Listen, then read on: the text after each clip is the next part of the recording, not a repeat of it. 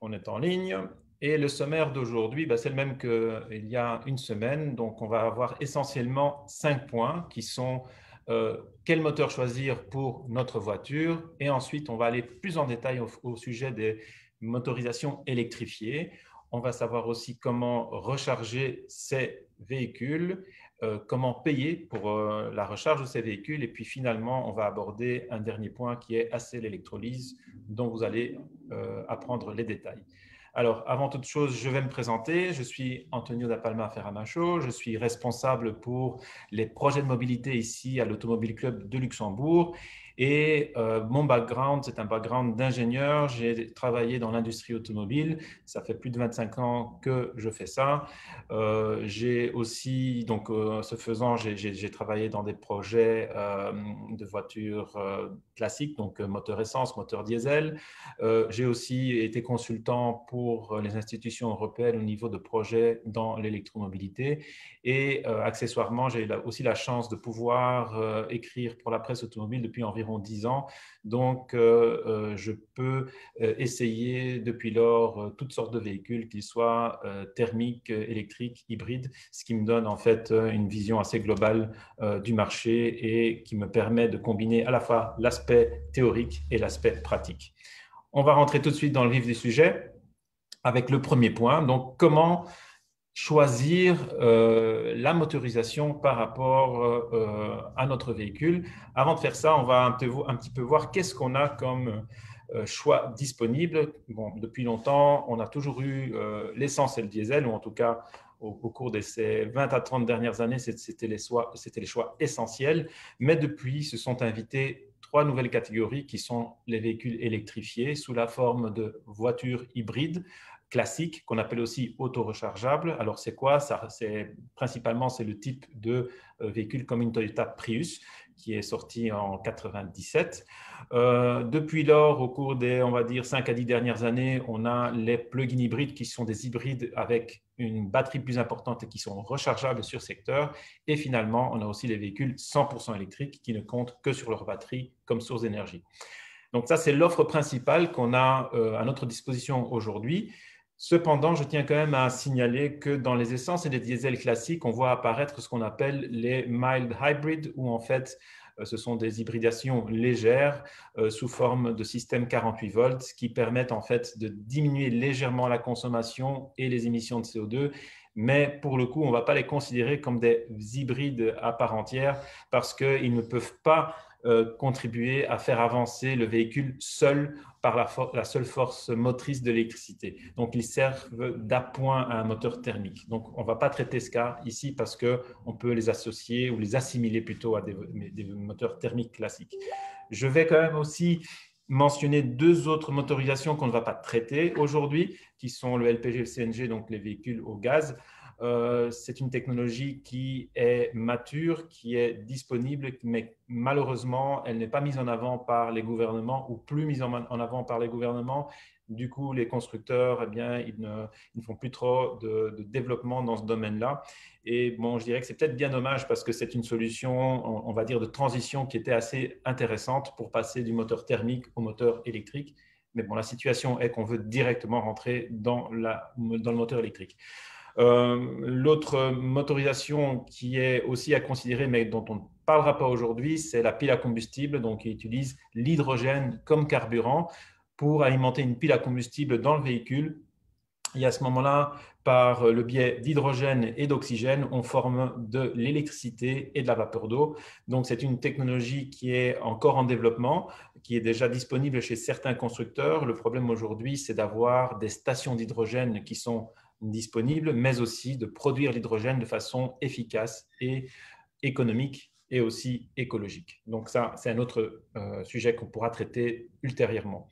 Alors, je voudrais rentrer un peu plus dans le détail ici en disant, voilà, comment est-ce qu'on va vraiment choisir ce moteur? Qu'est-ce qu'il faut prendre en considération? Et j'ai mis 3 exemples qui sont le profil d'utilisation, qui sont qu'est-ce qu'on pourrait avoir comme prime pour nous inciter à prendre ces motorisations, et puis aussi les offres qu'on peut avoir au niveau des garages, on peut avoir des offres alléchantes. À l'ACL, on pense qu'il faut en fait se concentrer sur le profil d'utilisation, c'est qu'est-ce que vous faites réellement avec votre véhicule. Parce que, bon, c'est bien sympa de choisir un véhicule électrique ou un thermique ou un autre, mais si votre profil d'utilisateur ne correspond pas à ce type d'utilisation, eh bien c'est dommage parce que vous n'allez pas tirer le potentiel maximum de votre sélection. Donc, vous avez compris, nous, on pense que c'est vraiment l'utilisation du véhicule qui détermine le choix du moteur. Alors, pour ce faire, comment faire justement pour déterminer quel moteur colle le mieux à notre utilisation? Il y a plusieurs façons, c'est-à-dire vous pouvez nous consulter, venir ici au Mobility Loft à l'ACL, ou aussi consulter notre questionnaire en ligne, qui est un questionnaire électronique qui est conçu à base de 8 questions essentielles qui permettent de dégager des tendances et une indication du type de motorisation qui vous correspond le mieux. Alors, ce questionnaire, il est disponible sur notre site, donc c'est sur ACL Test Conseil, et je vais faire l'exercice avec vous. Donc, on va passer sur notre site. Voilà, je vais changer d'écran pour aller… non, je pense que c'est ici. Non, c'est… Bon, allez, on va essayer là. OK. Ah, OK, je comprends. On avait plusieurs écrans. Donc, voilà. Pour atterrir sur cet écran, ben, il vous suffit d'aller sur Test et conseils, voiture, et puis vous atterrissez sur cet écran-ci et vous choisissez quel moteur pour ma voiture. Un petit texte introductif qui est en fait ce que je viens de vous expliquer. Et là, on a 8 questions de base. Alors, ce que je vous propose, c'est de faire l'exercice sur 2-3 cas qui sont des cas, on va dire, typiques, extrêmes, mais qui vous permettront un peu de comprendre comment fonctionne cet outil. Alors, on commence par la première question qui est quel est le kilométrage moyen quotidien qu'on fait? Bon, je vais prendre ici le cas extrême de quelqu'un qui roule beaucoup, qui fait plus de 60 km par jour, qui fait plus de 20 000 km par an, qui a un type de trajet plutôt autoroutier et qui fait régulièrement des longues distances. Je crois que vous allez comprendre où je veux en venir. Je rajoute une couche en disant que il a une remorque. De temps en temps, il utilise sa remorque et qu'en fait, il n'a pas la possibilité de recharger éventuellement une voiture électrique chez lui. Au niveau du budget, on va prendre un budget moyen et on va dire qu'il s'intéresse principalement à des coûts de carburant faibles. Donc, je vous le donne en mille, c'est bien entendu le diesel qui sort grand gagnant. Pourquoi? Parce que c'est encore aujourd'hui la technologie qui correspond le mieux aux grandes distances, à l'utilisation sur une autoroute à vitesse relativement élevée et qui a la capacité de tracter. Donc ça, c'était un exemple facile. Passons à un autre exemple extrême qui, vous allez comprendre, va nous orienter vers quelque chose de complètement opposé, donc moins de 30 km par jour, moins de 10 000 km par an, principalement en ville. On roule rarement ou plutôt jamais de longs trajets. On a une conduite économique et on peut charger à domicile. Le budget, je vais laisser moyen parce que bon, bien que ces véhicules peuvent être chers, on a des aides de l'État. Vous avez compris, on s'oriente vers un véhicule 100% électrique. Voilà, le BEV, batterie électrique véhicule, à 100%. Donc, vous voyez ici, enfin à 92%, pardon. Vous voyez ici les autres choix qui apparaissent. Donc, on a le plug-in hybride. Là, si on commençait à changer, faisons l'exercice. Si je dis que je fais parfois de l'autoroute, je ne suis pas sûr de mon coup, hein, j'essaye, et que je peux aussi charger au travail, théoriquement, je devrais aller vers du plug-in. Non, pas encore. Alors, oui, c'est plutôt le facteur coût qui est moins important parce que là, ce sont des véhicules qui reviennent plus cher à l'entretien. Voilà, plug-in hybride. Donc, vous voyez, ce sont des différents cas de figure qui nous permettent de nous orienter suivant les choix. Vous aurez compris, ce n'est pas un outil 100% exact, ça donne une indication, ça donne une tendance, mais au moins les gens qui se trouvent dans des cas caractéristiques auront directement une bonne information. Bien entendu, vous pouvez toujours nous conseiller pour avoir plus de détails quant à votre choix. Donc là, je vais retourner de nouveau sur la présentation sur laquelle nous étions. Voilà. Et je vais continuer pour le deuxième point, mais je crois qu'avant, on va demander si on a des questions? Non, pas de questions pour le moment. Pas de questions pour l'instant. OK, on poursuit. Alors, les différents types de voitures électrifiées. Donc, c'est ça un petit peu l'intérêt de ce webinaire, c'est de vous en apprendre un peu plus sur les hybrides, les électriques, parce que, bon, essence diesel, on a plus ou moins une bonne connaissance. Alors, pour ce faire, moi, ce que je vous conseille, c'est d'aller sur notre site. Donc, vous avez ici l'adresse qui est indiquée, on va vous la mettre dans le chat aussi.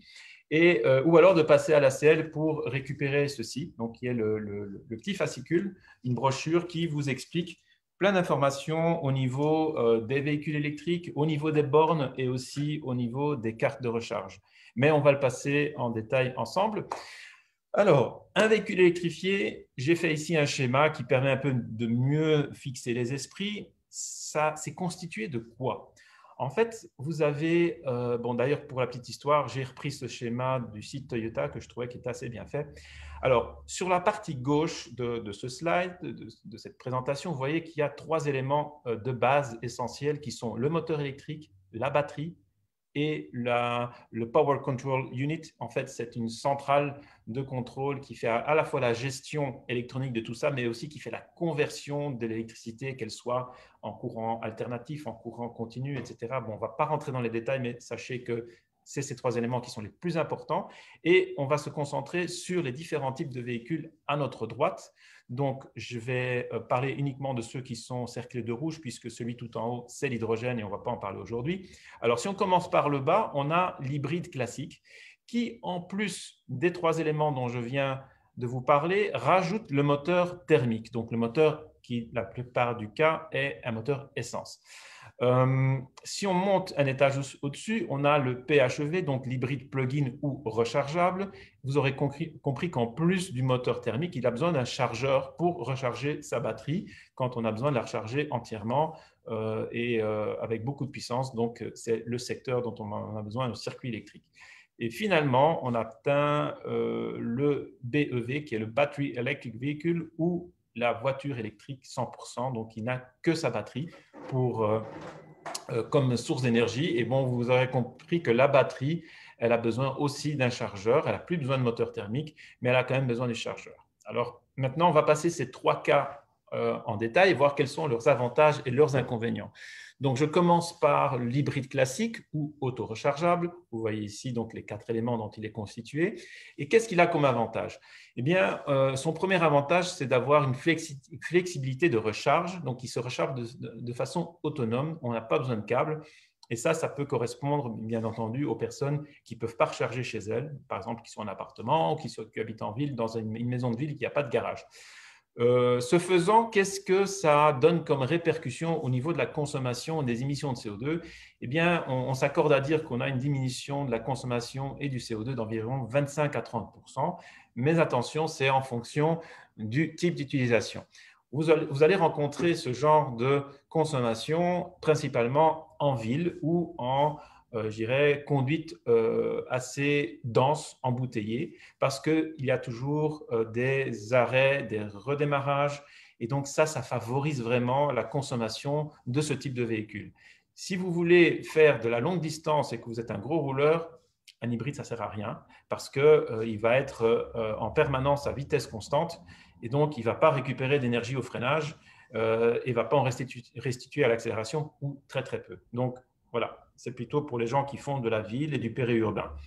Au niveau du prix, c'est, on va dire, un avantage parce que le surcoût n'est pas énorme. Il est d'environ 2 000 € en moyenne et 2 000 € par rapport à un moteur essence, ce qui fait qu'il se met plus ou moins au prix d'un diesel. Au niveau des inconvénients, qu'est-ce qu'on a? On n'a pas des performances fantastiques, on n'a pas des grosses accélérations parce qu'ici, l'objectif, c'est l'économie de carburant. Donc, vous n'aurez pas la pêche que vous avez sur un turbo diesel, par exemple. Mais avec les derniers modèles, c'est assez correct au niveau des accélérations. Ça fait un 0 à 100 en l'ordre de 9 à 10 secondes. On ne peut pas dire que c'est un véhicule lent.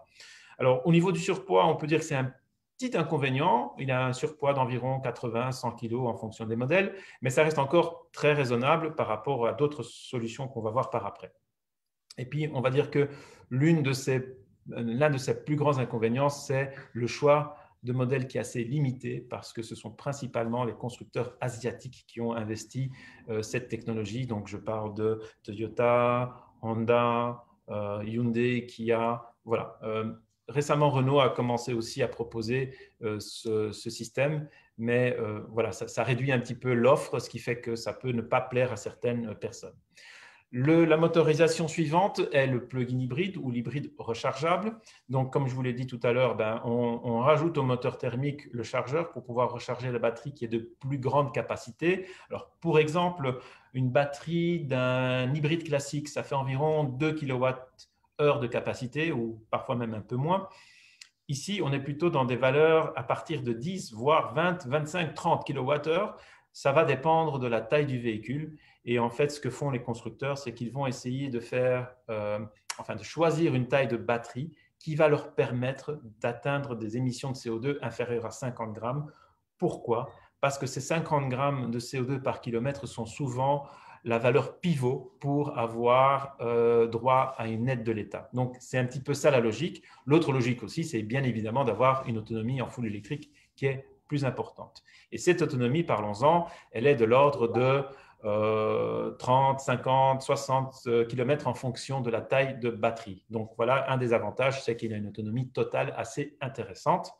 Au niveau des modes de conduite, on peut aussi choisir entre rouler 100% électrique, rouler hybride ou rouler rien qu'en thermique, c'est-à-dire rien que sur le moteur, essence ou diesel. Alors, pourquoi est-ce qu'on ferait ça? Eh bien, imaginons que vous êtes quelqu'un qui roulait souvent en ville, mais qui allait de temps en temps sur autoroute, faites des longues distances, une fois de temps en temps, vous allez, je ne sais pas, à Paris, Bruxelles, Amsterdam. Eh bien, là, dans ce cas, vous allez forcer votre véhicule en thermique, de sorte à préserver l'énergie qu'il y a dans votre batterie pour l'utiliser plus tard quand vous arrivez dans une agglomération.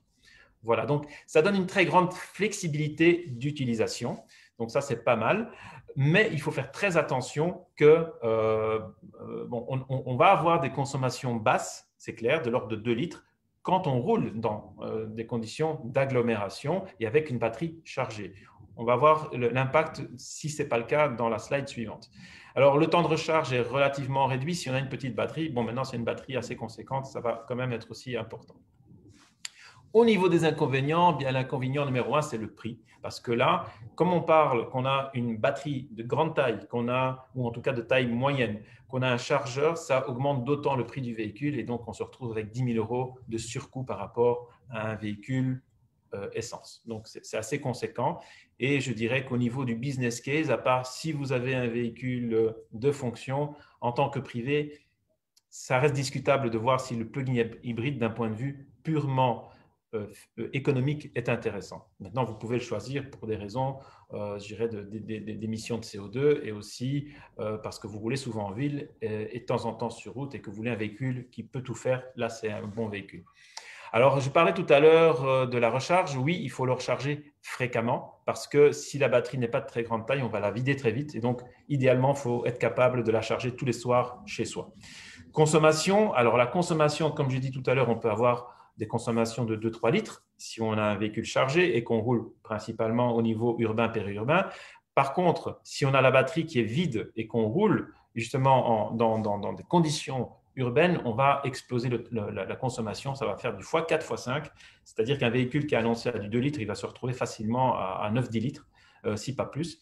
Pourquoi? Parce qu'on traîne une charge de 300 à 400, 500 kilos supplémentaires, parce que vous comprenez que si on rajoute à un système électrique, un moteur thermique et un chargeur, ça va faire augmenter le poids de façon considérable et c'est ça la raison pour laquelle on consomme beaucoup plus. Donc, c'est un véhicule à utiliser de façon intelligente, de toujours s'astreindre à le recharger, sinon ça n'en vaut pas la chandelle. Donc voilà, c'est vraiment le point principal de l'hybride rechargeable, il faut le recharger très souvent.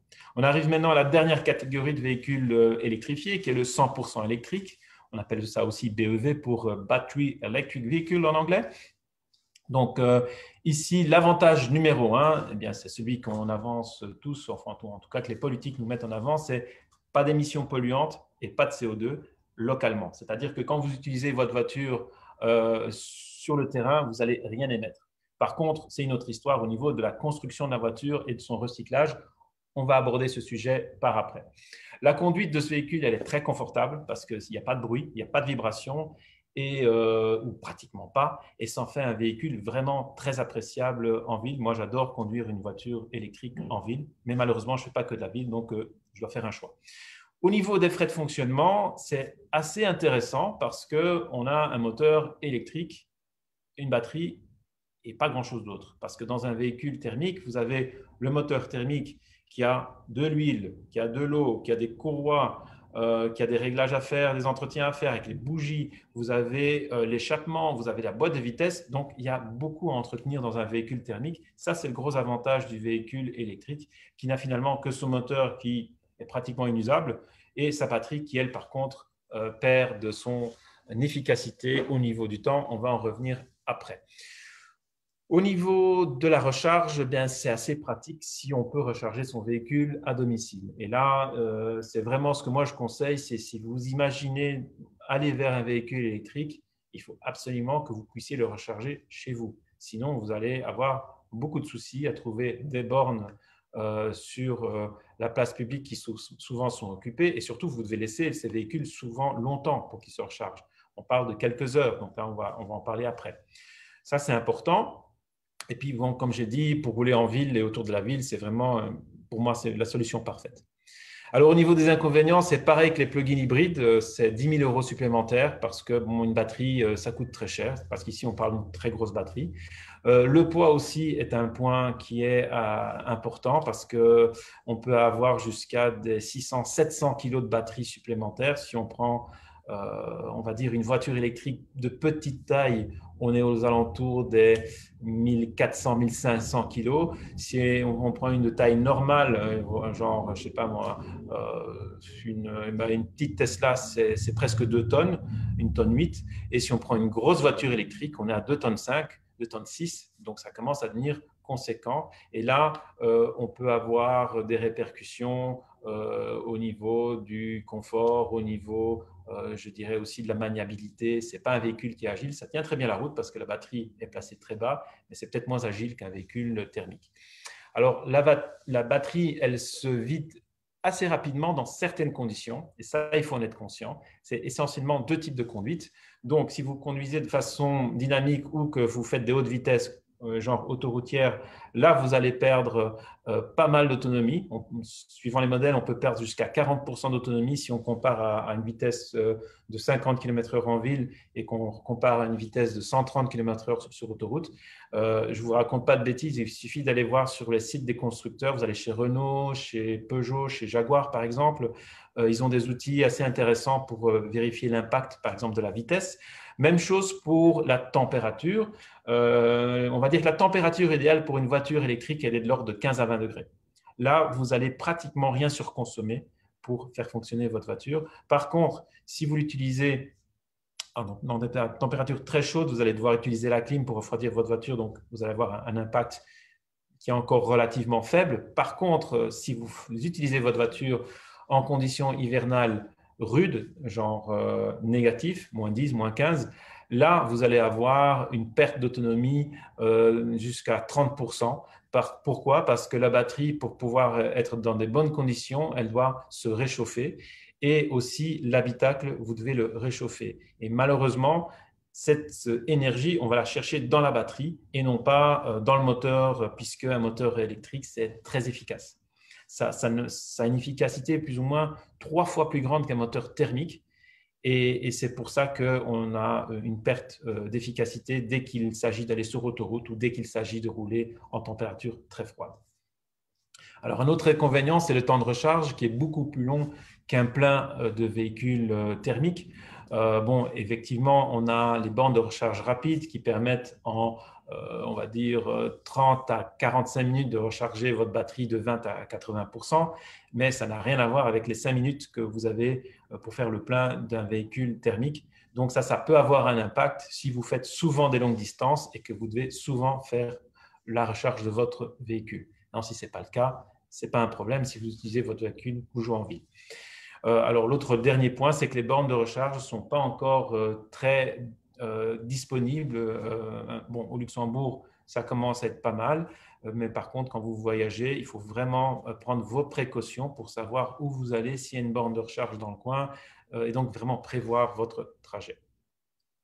Donc là, j'arrive aux primes, parce qu'effectivement, on a des primes pour l'achat de ces véhicules. Alors, on n'a pas de primes pour les véhicules hybrides classiques. C'est un choix du gouvernement. Nous, on trouve que c'est dommage parce qu'on contribue quand même à la diminution du CO2 en ayant une voiture hybride classique qui est sous les 100 grammes de CO2 par kilomètre. Pour information, le parc luxembourgeois aujourd'hui a une moyenne supérieure à 140 grammes. Donc, ça aurait été bien de donner une petite prime pour ces véhicules.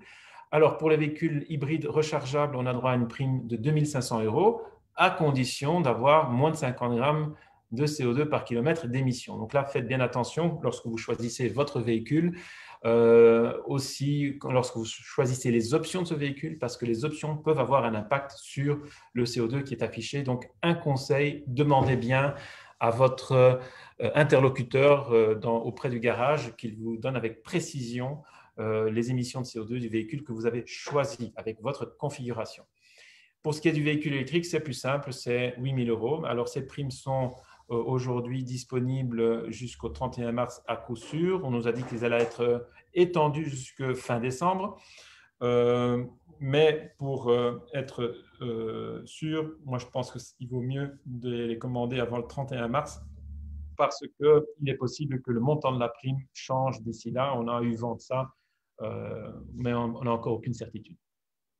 Alors, le dernier point, c'est la liste des véhicules électrifiés. Là, je vous fais un exemple. C'est disponible sur notre site, donc je vais vous montrer où ça se trouve. Le lien est ici et on vous l'envoie dans le chat aussi. Alors, je retourne dans le sharing et je vais… C'est ici, hein? Ah non, c'est là. Non, c'est là. Voilà. Ce n'est pas toujours facile parce qu'on a plusieurs écrans. Et là, je vais retourner sur l'autre page qui est cette page ici. Alors, comment est-ce que vous arrivez là? Vous allez dans la page ACL, vous faites test conseil, voiture. Voilà. Et ici, vous avez les véhicules électrifiés 2020. Si vous cliquez sur cet onglet, eh bien, vous allez arriver ici à cette page. Et là, vous cliquez sur liste des voitures électrifiées et vous basculez sur un document PDF qui est celui-ci. Alors, ce document, c'est un listing en fait de toutes les voitures électrifiées en vente aujourd'hui à Luxembourg. Bon, en toute honnêteté, il peut en manquer l'une ou l'autre parce que c'est très dynamique à l'heure actuelle. Et comme on renouvelle cette liste de façon trimestrielle, il est possible qu'il manque l'un ou l'autre modèle. Mais grosso modo, tout est là. Vous pouvez vous retrouver ici, donc vous avez la marque, le modèle, le type de motorisation, donc BEV, HEV, PHEV, etc. La taille de la batterie, le chargeur embarqué, ça je vais y venir tout à l'heure. C'est très important de savoir qu'est-ce qu'on a comme puissance de chargeur. Vous avez les autonomies officielles WLTP avec les consommations. Et puis ce qui est important aussi, c'est les émissions de CO2 par kilomètre. Et vous voyez en rouge ici, ce sont tous les véhicules hybrides qui ne rentrent pas dans les 50 grammes, donc pour lesquels vous n'avez pas droit à la prime. Bon, les véhicules électriques, ils sont répertoriés sous 0 g, même si dans les faits, ce n'est pas forcément 100% vrai. Et alors, vous avez les prix. Voilà, donc là, je reviens sur la suite de ma présentation et je crois que j'étais là. Voilà, je reviens dessus et on passe au point suivant. Si je ne me trompe pas, là, on arrive au niveau… Ah oui, on a encore les batteries. J'avais oublié les batteries. Alors, les batteries. Voilà, justement, on parlait tout à l'heure que les véhicules électriques, on dit qu'ils ont zéro émission, zéro pollution, pas de CO2 localement. Mais il est vrai que pour leur construction, leur production, quand on produit la batterie, eh bien, c'est une émission de CO2 et des émissions polluantes supplémentaires par rapport à un véhicule classique. Alors, il y a différentes études qui ont été faites et qui disent qu'il faut X milliers de kilomètres pour compenser ces émissions produites à la base lors de la construction du véhicule et qu'il faut rouler parfois 40 000 kilomètres, parfois 80 000, parfois 150 000. Et donc, on entend des valeurs qui sont parfois un petit peu effrayantes. Alors, c'est difficile de prendre position parce qu'on va dire que tout le monde a raison ou tout le monde a tort. Parce que tout ça va dépendre des suppositions, des hypothèses qu'on fait lorsqu'on fait ces évaluations, ces prévisions. En fait, ça va dépendre du lieu où la batterie est produite, parce que si vous produisez cette batterie, on va dire en Chine, où bien, la plupart de l'électricité et de l'énergie est produite à base de charbon, bah oui, finalement, on va émettre beaucoup de CO2. Maintenant, si vous faites l'hypothèse que cette batterie, elle est construite en France ou en Norvège, on va produire très peu de CO2. Donc, ça ne sert à rien de rentrer dans ce débat ici, parce qu'il y aura des gens qui vont commencer à s'énerver. Aujourd'hui, on n'a pas une vision claire de la chose, mais toujours est-il que ces hypothèses, une fois pour toutes, il faudra les valider. L'autre point aussi qui contribue à cette évaluation, c'est dans quel pays on va utiliser cette voiture. Parce que si on utilise cette voiture électrique en France ou en Norvège, encore une fois, qui ont des émissions de CO2 par kilowattheure électrique produit très, très, très faibles, évidemment, ce véhicule électrique va être vertueux. Ça va être fantastique. Donc là, effectivement, on a un cas de figure qui est vraiment très positif. Maintenant, si on va rouler avec ce véhicule, je vais prendre le mauvais exemple en Pologne, où on fabrique, où on fait des cités en Europe qu'avec du charbon pratiquement, eh ben, ça ne va pas être plus intéressant de rouler avec une voiture électrique en Pologne qu'avec une bonne voiture diesel. Et ça peut être le cas aussi dans d'autres pays comme l'Allemagne, comme aujourd'hui. Bon, aujourd'hui, on a du vent, donc il y a de l'éolienne qui tourne, mais si on a en hiver pas de soleil et pas de vent, eh bien, il faut bien produire l'énergie. En Allemagne, c'est un tout petit peu nucléaire, beaucoup de charbon et du thermique. Donc voilà, c'est un sujet qui est assez vaste, mais tout ce qu'on dit, c'est que en avançant dans le temps, dans les années à venir, tous les pays vont faire en sorte, via les différents accords sur le climat, que l'énergie va être produite de plus en plus verte et que donc, à long terme, le véhicule électrique va faire du sens. Voilà, pour fixer cette discussion. Alors, qu'en est-il de la pollution et des conditions de travail? Il est vrai que, bon, on le voit dans certains reportages, que quand on extrait les ressources naturelles comme le lithium, le cobalt, etc., ce n'est pas toujours dans des bonnes conditions, que les pays dans lesquels on le fait, eh bien, il y a des répercussions sur la pollution, sur la santé des travailleurs. Bon, sachant que là, il y a des mesures qui sont prises par rapport à cela au niveau européen, des réglementations par rapport à la production des batteries, à la recyclabilité de ces batteries. Donc, ce sont des choses qui commencent à être réglementées et qui vont aller dans la bonne direction, mais il est vraiment essentiel qu'on ne fasse pas les erreurs qu'on a faites par le passé, par exemple avec le pétrole. Et donc là, il y a aussi une question d'utilisation de ressources naturelles de façon intelligente. Et ça, je vais en venir dans le dernier point. Dans le dernier point. Alors, ce que je viens de vous soumettre, vous pouvez l'expérimenter par vous-même sur le site de MyEnergy, qui est un de nos partenaires, qui s'appelle carboncounter.lu. C'est un outil qui a été développé par l'université très reconnue aux États-Unis, qui est le MIT. Et qui a répertorié toutes sortes de modèles et de marques de véhicules et qui en a déterminé justement ce carbon footprint, ou en tout cas les émissions de carbone sur la vie complète du véhicule, c'est-à-dire de sa production en passant par son utilisation jusqu'à son recyclage. Et là, ce que MyEnergy a fait, c'est qu'ils ont collaboré avec le MIT pour introduire des véhicules européens. Et au fur et à mesure, on va avoir de plus en plus de modèles qui seront représentés dans cette base de données. Et vous pouvez aller dans cette base de données, jouer avec les différents curseurs et voir quel est l'impact au niveau émissions de CO2 par exemple, d'un véhicule thermique par rapport à un véhicule électrique, par rapport à un véhicule hybride, etc. Vous pourrez vous faire votre propre idée. Alors, est-ce qu'on a des questions? Oui, donc on en a une qui vient de Robert, qui a acheté une Volvo Mild Hybrid diesel. Et il fait presque 48 km par an. Est-ce qu'il tire un avantage à ce moment-là par rapport à une diesel normale? Oui, en fait, le mild hybride aujourd'hui, c'est, comme j'ai expliqué, hein, c'est alors je vais rentrer un tout petit peu dans le détail, c'est quoi? C'est un véhicule thermique classique et il a une batterie supplémentaire qui est en général du lithium-ion ou alors une batterie de 48 volts qui est plus costaude. Et cette batterie, elle contribue à alimenter ce qu'on appelle un alternodémarreur, c'est-à-dire qu'à la place d'avoir un alternateur et un démarreur, on a une seule machine électrique qui fait les deux, qui est de plus grande puissance. Et cette machine, qu'est-ce qu'elle fait? Elle permet à la fois de récupérer l'énergie au freinage pour la stocker dans la batterie, donc dans la petite batterie dont on vient de parler, et qui va aider le véhicule à la fois à démarrer le moteur quand il est à l'arrêt, mais aussi à donner un petit coup de boost à l'accélération. Alors, pourquoi est-ce qu'on veut faire ça? En fait, c'est une solution, on va dire, économique de faire de l'hybridation très légère.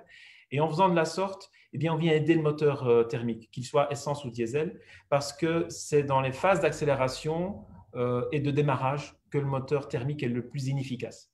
Donc oui, c'est une bonne solution, mais il faut être conscient que les gains de consommation sont assez marginaux. On parle de quelques pourcents, 5-6%. Mais bon, c'est toujours bon à prendre et c'est pour ça que les constructeurs le font parce que les constructeurs aujourd'hui, tout comme les conducteurs, sont pénalisés avec les émissions de CO2 et gagner quelques grammes, c'est pas anodin. Donc voilà pourquoi cette technologie est proposée. Elle est sur certains véhicules encore proposée en option parce qu'on a encore la possibilité d'acheter le même véhicule sans le mild hybrid. Mais je suis persuadé que ça va se généraliser, ça va devenir la motorisation de base dans un an ou deux. Et puis, on va aller vers vraiment de l'hybridation forte, comme celle qu'on vient de décrire, dans les 5 à 6 années à venir, parce que les normes européennes au niveau des émissions CO2 vont chaque fois être plus restrictives. Aujourd'hui, on est à 95 grammes, c'est-à-dire que tout constructeur qui vend un véhicule qui a plus de 95 grammes, aujourd'hui, il va devoir payer des pénalités. Donc, si vous comprenez bien, je crois qu'en 2025, on parle de 70 grammes. 70 grammes, ça va être très difficile à atteindre avec un mild hybrid. Donc, on va aller vers l'hybridation ou vers l'électrique. Voilà. OK, on va passer au point numéro 3, qui est la recharge. Je vais un petit peu accélérer. Alors, la recharge domestique, on a essentiellement 2 cas de figure. On a la recharge lente, qui est avec le fameux boîtier, le câble boîtier qu'on reçoit avec la voiture et qu'on branche sur une prise 220 volts. Là, on peut charger à 2 puissances, soit environ 2 kW, soit un peu plus de 3 kW. Ça va dépendre de votre circuit électrique, c'est-à-dire si vous êtes sur du 10 ampères ou du 16 ampères. Dans tous les cas de figure, on vous conseille de faire vérifier votre circuit électrique avant d'utiliser ça. Donc, faites vérifier par un électricien agréé, comme ça il pourra vous dire c'est bon, vous ne risquez pas de faire sauter les plans. L'autre cas de figure, c'est une borne domestique dédiée qui est installée par, on va dire, un installateur agréé. Vous pouvez vous procurer toutes les informations via le réseau Diego, qui est un réseau développé par Enovos et qui rassemble tous les installateurs agréés qui sont au courant de comment tout ça se passe. Vous allez sur leur site, vous sélectionnez un des installateurs, il viendra chez vous, il vérifiera votre installation, vous conseillera, vous dira quel type de borne vous pouvez choisir et se chargera de la commande de la borne et de son installation. Alors là, on monte à du 11 kW de puissance.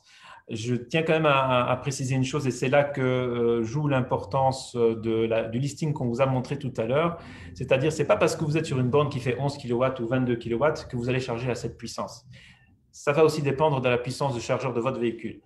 Aujourd'hui, on a des voitures qui ont des chargeurs embarqués qui sont du 6, du 7, du 11 ou du 22. Et donc, c'est toujours la valeur la plus faible qui va conditionner votre puissance ou votre temps de recharge. Le câble aussi est important. Donc, si vous avez un câble monophasé ou triphasé, ça joue aussi sur le temps de charge et la puissance. Donc, renseignez-vous bien à ce sujet-là. Au niveau des bornes, on a des primes aussi. Donc, on a des primes qui peuvent aller jusqu'à 750 € pour une borne simple et 1200 € pour une borne intelligente. Mais toujours, ça ne va jamais aller au-delà de 50% de la valeur de la borne. Alors, je ne vais pas aller dans les détails de quelle borne simple, intelligente. Ça, comme on n'a pas beaucoup de temps, je vais vous demander de vous renseigner auprès de Diego qui pourra vous expliquer tout ça. Alors, il y a aussi d'autres primes pour les bâtiments à appartements qui sont un peu plus élevés. Voilà, l'information est là, vous pouvez la voir auprès de MyEnergy et aussi de Diego et Enovos. On passe sur la recharge accélérée, c'est-à-dire la recharge sur la place publique. Là, on a 2 types de recharge. La recharge accélérée qui est essentiellement celle des bornes Chargy. Là, on monte à 22 kW de puissance. Comme je vous ai dit, ça va dépendre du chargeur embarqué dans votre véhicule. Donc ça, c'est assez simple. Vous allez à une borne, vous branchez votre véhicule, vous prenez votre carte dont on va vous parler par après et vous branchez et vous en avez pour quelques heures pour avoir de retour quelques kilomètres qu'on va aussi passer en revue bientôt. Alors, ces bornes, on a prévu d'en installer 800 sur le territoire luxembourgeois. À ce jour, il y en a 460 qui ont été installées. Et on a un petit peu de retard. C'est vrai que les 800 auraient dû être installés en 2020. Là, apparemment, on nous dit que les retards sont un peu liés à la construction de parkings P+R qui, certains ont pour 40-50 bornes chacun. Voilà. Alors, au niveau des autres bornes de recharge, c'est la recharge rapide. Qui est aussi appelée, par exemple, chez Tesla, les superchargeurs. Alors, Tesla, ils ont leur propre réseau de chargeurs que les conducteurs de Tesla peuvent utiliser, mais malheureusement, les autres conducteurs ne peuvent pas utiliser, bien que Tesla parle d'ouvrir ça aux autres marques, mais je ne pense pas que ce soit encore le cas. Sinon, au niveau des autres superchargeurs, ou on va dire des chargeurs rapides, ici au Luxembourg, on vient d'en inaugurer deux au Kirchberg, et ils ont 160 ou 320 kilowatts de puissance, ce qui est très conséquent. Donc là encore, ça va dépendre de ce que vous avez comme chargeur embarqué dans votre voiture. Il y en a qui ont 50, il y en a qui ont 100, il y en a qui ont 150, et tout ça va évidemment conditionner la vitesse avec laquelle on va recharger cette voiture. Mais l'un dans l'autre, retenez qu'une charge à 80%, on l'obtient entre une demi-heure et une heure en fonction des modèles. Alors pourquoi 80%? Parce que quand on charge vite une batterie, eh bien, on ne peut pas continuer à la charger vite jusqu'à 100% de sa charge parce qu'il y a un problème physique qui est qu'on surchauffe la batterie et on risquerait de l'endommager définitivement si on continue à cette vitesse. C'est pour ça qu'on s'arrête en général à 80%. Voilà, alors au niveau des bornes superchargées, ils en prévoient 88. Comme j'ai dit, 2 ont déjà été installés au Kirchberg. Pour fin 2021, on nous promet des bornes sur les grands axes autoroutiers, essentiellement vers la Belgique et la France, peut-être vers l'Allemagne, et on pense avoir fini l'installation de ces 88 bornes qui seront sur 19 sites au Luxembourg en fin 2023. Alors, pour utiliser ces bornes, on peut utiliser la carte InnoDrive ou d'autres cartes étrangères, mais on peut aussi utiliser la carte de crédit pour les supercharger uniquement. Alors ici, je vais vous parler de la vitesse de recharge. Alors vite fait, la charge pour, on va dire, un parcours typique. 40 km, 20 kWh de consommation au 100, c'est le standard, on va dire. Sur une prise de 220 volts avec l'adaptateur ICCB, c'est environ 3h25. Si vous pouvez monter à 3,7 kW, c'est 2h10. Si vous avez un chargeur à la maison et une voiture qui peut prendre 11 kW de puissance, c'est en 3 quarts d'heure. Et si c'est sur une borne publique chargée et qu'elle peut monter à 22 kW, c'est 25 minutes. Et sur une borne rapide de 50 kW, c'est 10 minutes. Donc, vous voyez, c'est encore assez raisonnable si on a ces différentes possibilités pour recharger une voiture électrique, mais il faut toujours prévoir. Attention. Alors, est-ce qu'on a des questions? Une question, oui. Et on nous demande s'il existe des voitures hybrides en usine. Ah ben, c'est une très bonne question. Oui, on va y venir dans le dernier point. Alors, je passe maintenant au point numéro 4 qui est les cartes de paiement pour les bornes de recharge. Est-ce qu'on a bien le bon écran? Oui. Oui, OK. Ah oui, que ça prend un certain temps pour rafraîchir. Alors, pour utiliser ces bornes de recharge, effectivement, on a besoin d'un moyen de paiement. Alors, le moyen de paiement qu'on a ici à Luxembourg, c'est une carte de recharge. Alors, les cartes nationales, on a essentiellement les cartes InnoDrive Go et InnoDrive Zen. InnoDrive Go, c'est une carte prépayée de différents montants que vous pouvez choisir. Vous pouvez vous la procurer dans un shop Innovos. Et l'InnoDrive Zen, c'est une carte, en fait, qui est une carte de débit. Donc, vous rentrez vos coordonnées bancaires et tous les mois, vous êtes débité du montant que vous avez consommé, rien d'autre. Cette carte coûte 12 €, mais elle est offerte aux membres ACL. Si vous allez sur notre site, vous allez sur Test et Conseils, je crois que c'est une voiture, Mobility Loft, et là, vous arrivez après à l'écran pour cette carte. Vous faites les différentes manipulations, vous rentrez comme code promotionnel votre numéro de membre et la carte de 12 € vous est offerte. Bien entendu, vous pouvez aussi utiliser des cartes internationales sur le réseau luxembourgeois. Il y en a différents types. qui sont celles que je vous liste là, qu'on a nous testées. C'est les principales qu'on a testées et qui sont aussi valables en Europe, c'est-à-dire il y a NewMotion, Plugsurfing, ChargeMap, mais aussi EnoDrive. Mais attention, uniquement l'EnoDrive Zen est compatible à l'étranger. Alors, à quoi il faut faire attention lorsque on parle de recharger à l'étranger? Parce qu'ici à Luxembourg, on va dire que c'est assez simple. On a pas mal de bornes et honnêtement, on a fait un audit de nos bornes à Luxembourg. On en a testé un peu plus de 50-60 et en général, ça fonctionne très bien. On n'a vraiment pas eu de cas où il y avait de problèmes conséquents. Par contre, à l'étranger, ce n'est pas forcément le cas. Donc, nous, on a testé aussi une cinquantaine de bornes dans la grande région, France, Belgique, Allemagne, et on s'est confronté à pas mal de soucis, et notamment les soucis de la tarification. Alors, le tarif des bornes accélérées et des bornes rapides peut être très fantaisiste à l'étranger. Si ici à Luxembourg, c'est assez stable, ça tourne aux alentours des 26 cents. Bon, il y a des légères différences, mais qui sont très faibles. Les bornes rapides seront aux alentours des 35 cents, si je me rappelle bien. Par contre, à l'étranger, c'est un peu, c'est assez fantaisiste parce que, en fait, c'est pas réglementé. Et essentiellement, les bornes qu'on trouve sur la voie publique à l'étranger, ce sont des bornes entre guillemets privées, c'est-à-dire ce sont des enseignes qui décident d'investir dans l'électromobilité et qui, bien évidemment, veulent faire de l'argent avec ça et veulent un retour sur investissement. Et donc, il y a des cas de figure où, essentiellement pour les bornes rapides, vous allez payer votre recharge très, très cher. Ça peut aller jusqu'à 1 euro du kilowattheure. Je ne vous mens pas, c'est vraiment incroyable. Donc, ça, je vous conseille de vérifier à l'avance. Donc, sur les différents sites que je vous ai montrés tout à l'heure, il y a des cartes avec les différentes bornes sur votre trajet. Il y a même des routes planeurs qui offrent cette fonctionnalité et qui vous montrent non seulement la disponibilité des bornes, le nombre de bornes, mais aussi le tarif pratiqué. Donc, ça, c'est important de se renseigner. L'autre chose aussi, c'est que si vous voyagez à l'étranger, planifiez. Alors, pourquoi il faut planifier? Parce que le système de recharge de la voiture électrique n'est pas aussi simple et aussi automatique qu'avec une voiture thermique où il suffit de prendre le pistolet, vous le mettez dans votre goulot de réservoir et c'est rempli. Non, ici, déjà, il y a les cartes. Donc, pour ça, je vous ai donné quelques cartes. Prévoyez au moins 2, voire 3 cartes différentes si vous partez à l'étranger parce qu'il est possible qu'une carte ne marche pas. Pour une raison X ou Y, c'est de l'électronique, c'est de l'informatique derrière.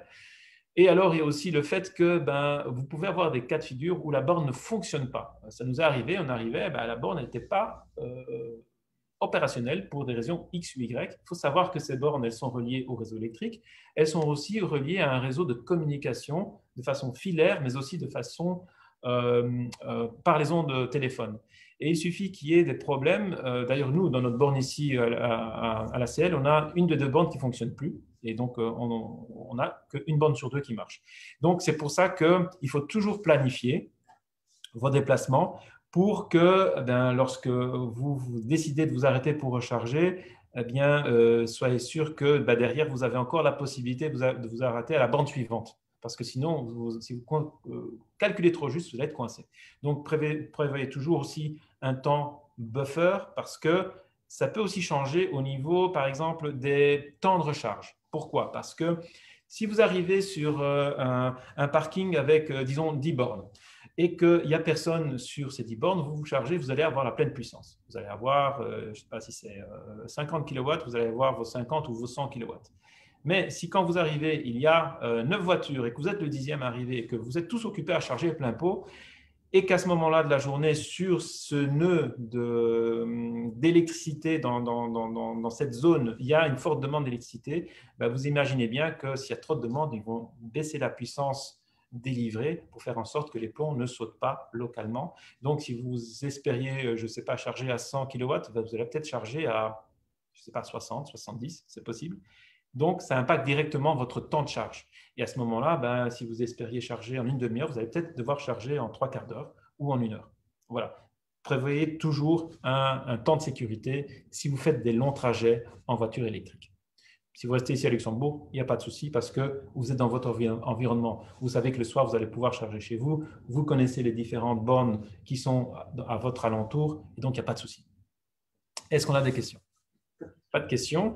Eh ben, je vais répondre à la question précédente avec le dernier point, et je vois qu'on est dans les temps, c'est super, qui est ACL électrolyse. Alors, nous, on a nommé ça la solution pour rouler en voiture électrique en toute simplicité, mais le slogan, c'est The easy way to drive electric. C'est plus court, c'est plus facile. Alors, c'est quoi ACL électrolyse? Effectivement, c'est une formule de leasing pour voitures électriques pour les particuliers et membres de l'ACL. Alors, pourquoi avoir pensé au leasing? Eh bien, on a bien réfléchi, on a essayé vraiment de comprendre les avantages, les inconvénients de la voiture électrique. On essaye beaucoup de voitures, on regarde les prix, on voit l'évolution de ces prix, que ce soit en véhicule neuf ou en véhicule d'occasion. Et on se rend compte qu'aujourd'hui, il y a quand même une grande inconnue au niveau de la valeur de revente de ces voitures électriques. Parce que il y a une évolution permanente de la technologie. Pour vous donner une idée, il y a 10 ans, une voiture électrique comme une Zoé ou une Nissan Leaf, ça avait une autonomie réelle d'environ 130 à 150 km. Aujourd'hui, les nouveaux modèles de ces voitures ont des autonomies réelles qui tournent aux alentours des 300 km. Donc, ça peut avoir quoi comme conséquence? Ça peut avoir comme conséquence que les voitures d'il y a 10 ans, bien, elles valent beaucoup moins parce que déjà les performances sont moindres.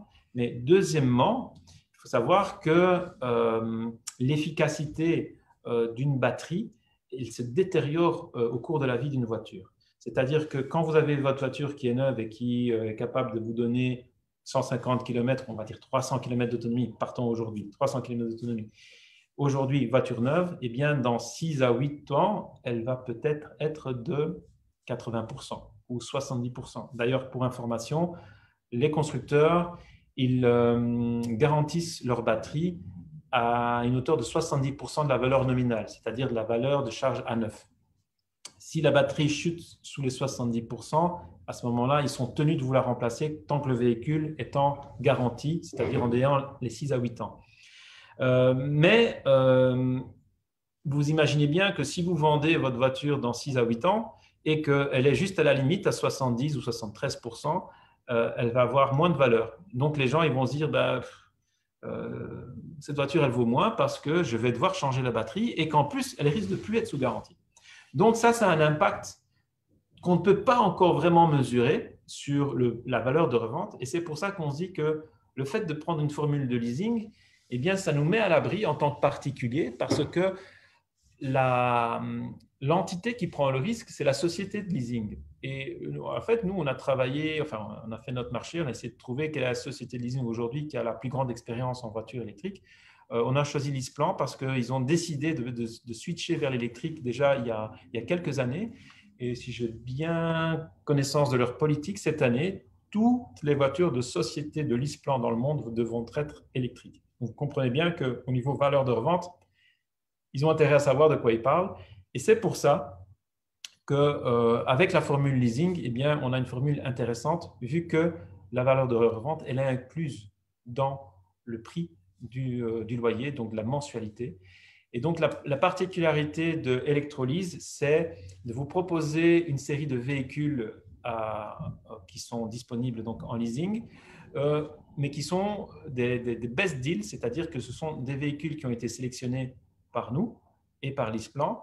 Ce sont des offres sans acompte, donc je vais basculer ici sur l'autre écran, vous voyez quelques offres qui sont là. Quand vous voyez marqué 299 € pour une Smart 4x4, c'est 299 € pour la durée du leasing que vous aurez choisi et pour les kilométrages que vous aurez choisi. Donc là, évidemment, cette valeur, elle va changer en fonction des kilomètres et de la durée. Mais ce montant, c'est le seul montant que vous allez payer pendant toute la durée. Il n'y a pas d'acompte et il n'y a pas de dernière mensualité. Et donc ça, ce sont vraiment on estime des informations ou en tout cas des garanties qui sont intéressantes pour le membre ACL, c'est de se dire, bon, cette voiture électrique, je ne prends pas de risque, je sais combien elle va me coûter. Et au-delà de tout ça, eh bien, vous avez nos conseils au niveau des bornes, au niveau des cartes, au niveau de la sélection du véhicule. On vous conseille à ce niveau-là. Et alors, je voudrais encore terminer par un point qui est intéressant. Oui, voilà. Un point qui est intéressant, c'est sur quoi on se base pour choisir ces véhicules. Bon, évidemment, on va essayer de faire le meilleur choix, performance, prix, prestation. mais surtout aussi, on va dire, au niveau environnemental et qui est directement impacté par la taille de la batterie. Alors pourquoi? Je m'explique. On a choisi les véhicules avec une taille de batterie maximale aux alentours des 50 kWh. Je crois que le plus élevé, c'est la Volkswagen ID3 qui a 58, mais c'est vraiment le plus élevé. Pourquoi est-ce qu'on a choisi ça? Parce que eh bien, les ressources naturelles, vous avez compris, elles ne sont pas infinies. Il y a un gros rush vers les voitures électriques aujourd'hui. Et si on va prendre des véhicules avec des grosses autonomies, qui sont la plupart du temps choisis pour se sentir plus à l'aise, parce que, comme vous avez compris, faire des longues distances en voiture électrique, c'est possible, mais ce n'est peut-être pas l'idéal. Donc, si vous prenez des véhicules qui ont 100 kWh de batterie, eh bien, ces batteries-là, elles vont utiliser 2 fois les ressources naturelles des véhicules qu'on aura sélectionnés pour vous. Donc, c'est 2 fois les émissions de CO2, 2 fois les émissions polluantes et 2 fois aussi les problèmes qui concernent le recyclage. Tandis qu'en choisissant un véhicule que vous allez utiliser localement, eh bien, vous n'avez pas besoin d'une grosse batterie. 50 kW suffisent amplement pour faire la centaine de kilomètres, même pas, parce qu'apparemment la moyenne c'est 40 km pour Luxembourg, mais on va dire, allez, si vous avez une autonomie théorique de 300, on va dire qu'en hiver elle va être réduite de maximum 30-40%, vous avez encore plus de 150, voire 200 km d'autonomie dans le pire des cas en hiver avec ce véhicule pour circuler à Luxembourg, c'est parfaitement suffisant. Et si vous avez besoin de faire un long trajet, c'est ce qu'on propose à nos membres, c'est qu'avec la formule électrolyse, vous avez mis à disposition un véhicule thermique de notre flotte ACL pour 3 jours par an gratuitement. Évidemment, si vous avez besoin d'utiliser ce type de véhicule qui soit plus grand ou de différents types, que ce soit un monospace, que ce soit un break ou autre, vous pouvez le louer aussi à l'ACL pour vos vacances à des tarifs préférentiels. Voilà, je crois que je suis arrivé au bout de ce dernier webinaire. Est-ce qu'on a des questions? Pas de questions. Bien, écoutez, je vous remercie pour votre présence. J'espère qu'on aura répondu à la plupart des questions que vous vous posiez au sujet des véhicules électrifiés. Si jamais vous avez encore des questions, n'hésitez pas à nous contacter, soit à notre Mobility Loft, soit via notre site Internet. Merci et bon après-midi, bon week-end.